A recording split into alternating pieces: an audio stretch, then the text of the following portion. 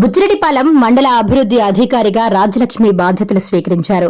ఈ మేరకు కార్యాలయ సిబ్బందికి ఆమె స్వాగతం పలికి అభినందనలు తెలిపారు. అనంతరం ఆమె మాట్లాడుతూ మండల అభివృద్ధికి అన్ని విధాలా సహకరిస్తారని తెలిపారు. ప్రస్తుతం జరుగుతున్న కులగణన సర్వేలపై, ఆయుష్మాన్ భారత్ వంటి కార్యక్రమాలపై అవగాహన తెచ్చుకుని వాటిని పూర్తి చేసేలా చర్యలు తీసుకుంటామని చెప్పారు.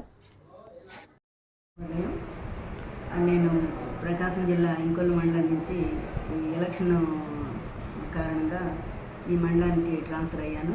మొన్న శుక్రవారం జాయిన్ అయ్యాను.